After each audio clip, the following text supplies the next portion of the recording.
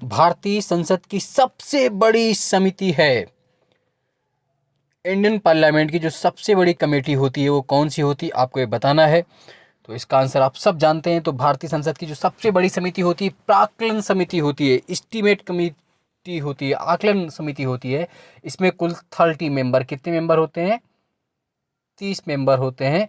तो भारतीय संसद की, इंडियन पार्लियामेंट की जो सबसे बड़ी समिति होती है प्राक्कलन समिति होती है। याद रखें, क्वेश्चन आपके आता है प्राक्कलन समिति या आकलन समिति या एस्टीमेट कमेटी। इसमें 30 मेंबर्स होते हैं। और ध्यान रखने वाली बात है कि 30 मेंबर लोकसभा से ही होते हैं, याद रखें इस बात को, है ना। ठीक है, अगला क्वेश्चन, भारतीय संविधान का कौन सा आर्टिकल संसद को राज्य सूची के विषय पर कानून बनाने की शक्ति देता है? तो वो आर्टिकल है आपका 249। भारतीय संविधान का कौन सा आर्टिकल संसद को राज्य सूची के विषय पर कानून बनाने की शक्ति प्रदान करता है? तो आर्टिकल 249, अनुच्छेद 249 संसद को, पार्लियामेंट्स को राज्य सूची पर, स्टेट लिस्ट पर कानून बनाने का पावर देता है। कैसे? तो अगर इसमें क्या है कि अगर राज्यसभा अपने सदस्यों के बहुमत से प्रस्ताव पारित कर दे तो संसद उस पर कानून बना सकती है। किस आर्टिकल में? आर्टिकल 249 में। अगला क्वेश्चन है, किस वाद के फैसले में सर्वोच्च न्यायालय ने सर्वप्रथम घोषित किया कि उद्देशिका संविधान का भाग नहीं है? Preamble is not a part of constitution. किस वाद में सुप्रीम कोर्ट ने ये कहा था? तो आप बता पाएंगे किस वाद में सुप्रीम कोर्ट ने कहा था? तो वेरुवारी वाद में। किसमें? तो सबसे पहले सुप्रीम कोर्ट ने वेरुवारी वाद 1960, वेरुवारी केस 1960 में घोषित किया कि उद्देशिका जो प्रेम्बल है, जो प्रस्तावना है, वो संविधान का भाग नहीं है।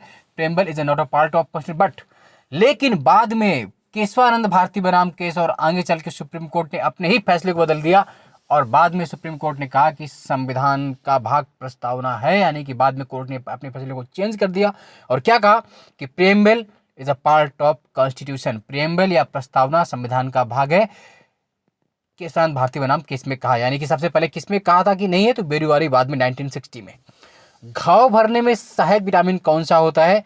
जो घाव हो जाता है बॉडी में, हाथ पैर कहीं भी, उसमें भरने में सहायक विटामिन कौन सा होता है? तो आप सब जानते हैं जो घाव भरने में सहायक विटामिन होता है वो कौन होता है? सी, विटामिन सी घाव भरने में सहायक विटामिन होता है। एस्कॉर्बिक एसिड विटामिन सी का साइंटिफिक नेम भी होता है। विटामिन सी खट्टे फलों में बड़ी मात्रा में मिलता है और खासतौर से आंवला में सर्वाधिक विटामिन सी पाया जाता है, ध्यान रखें इस बात को। और विटामिन सी जो होता है जल में घुलनशील होता है, याद रखें। बी और सी, बी सी जल में होती है, याद रखें। बी और C, vitamin B, vitamin C water soluble है। बी और सी क्या है? जल में घुलनशील है। बाकी सबकी ए डी ई एच के क्या है? फैट सोल्यूबल, वसा में घुलनशील है। तो बी सी किस में घुलनशील? जल में।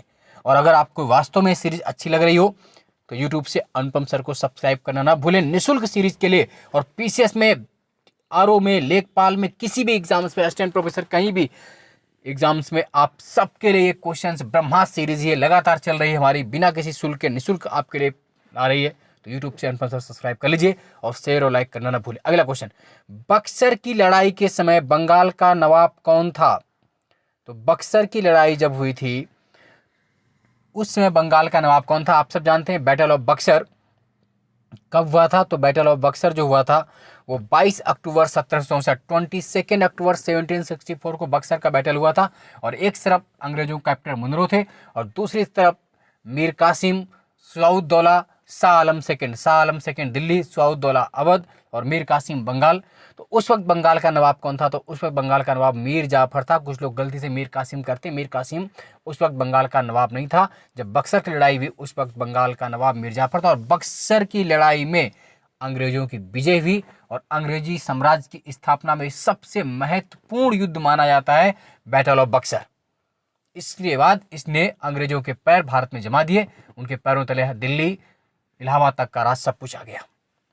हिंदी का पहला समाचार पत्र कौन सा है? हिंदी का पहला न्यूज़पेपर कौन सा था? तो आप बताएंगे उदंत मार्तंड। हिंदी का पहला न्यूज़पेपर कौन था? उदंत मार्तंड।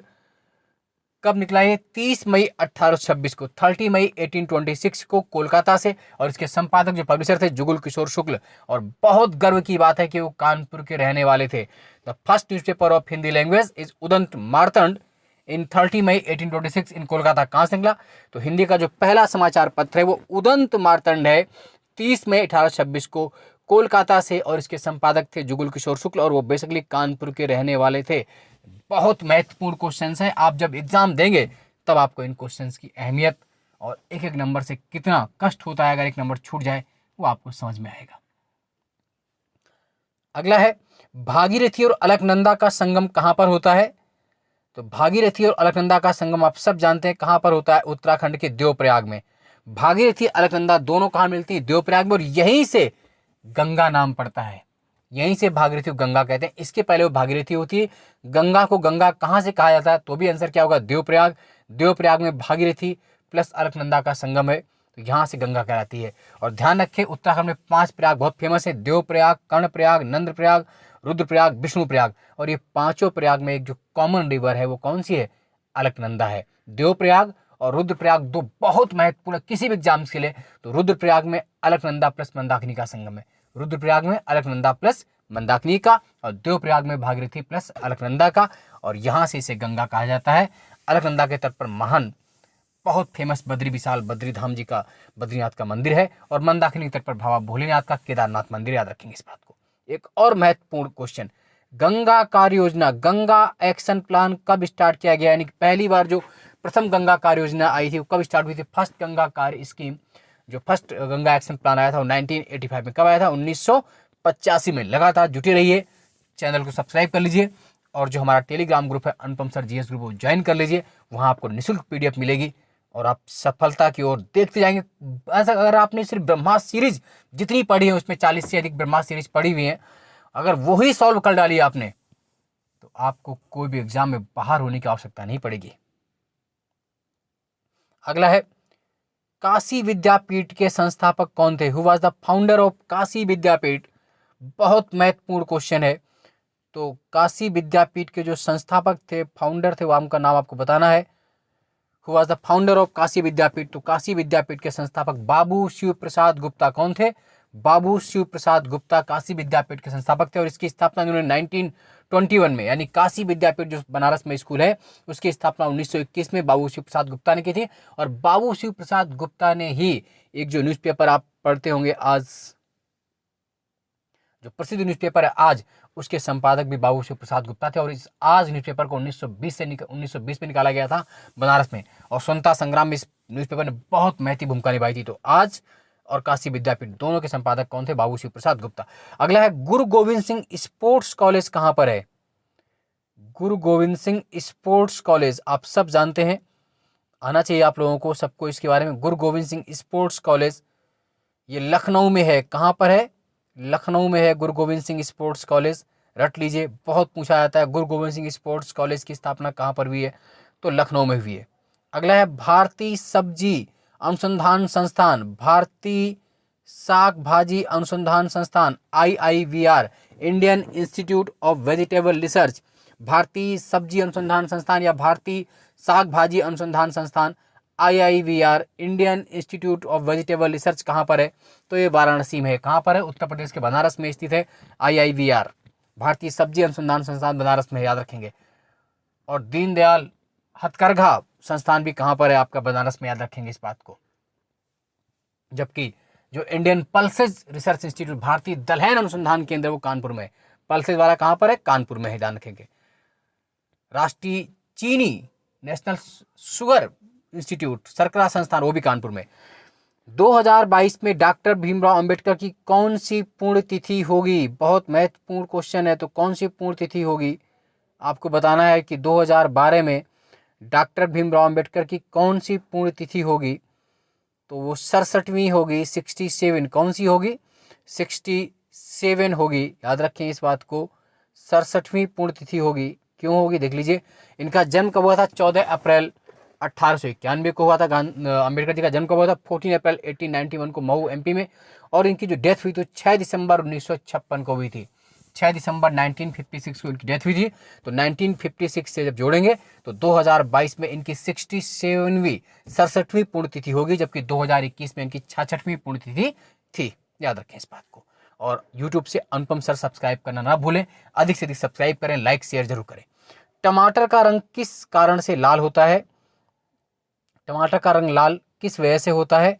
तो आपको बताना है कि टमाटर का रंग लाल किस वजह से होता है। तो आप सब जानते हैं लाइकोपीन।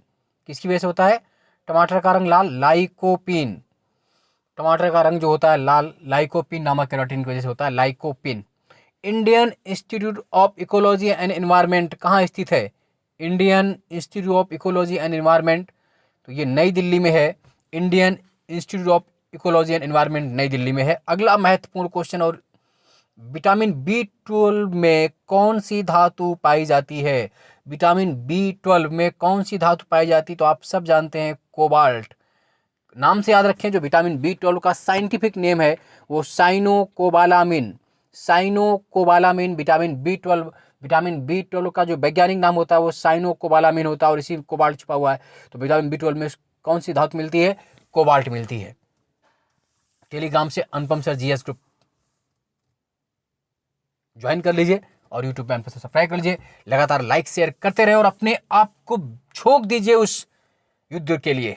और अब समय नहीं है, और एक दिन आप सफल हो जाएंगे। करत करत अभ्यास के जड़मत हो सुजान, नसरी आवत जाते सिर पर निशान। तो लगातार जुटे रहिए और अपने सपनों को साकार करते रहिए, मेहनत करते रहिए। मेहनत का कोई दूसरा विकल्प नहीं होता है। वर्क इज वार्षिक, कार्य पूजा होती है। और चैनल सब्सक्राइब करना न भूलें। जय हिंद, जय भारत।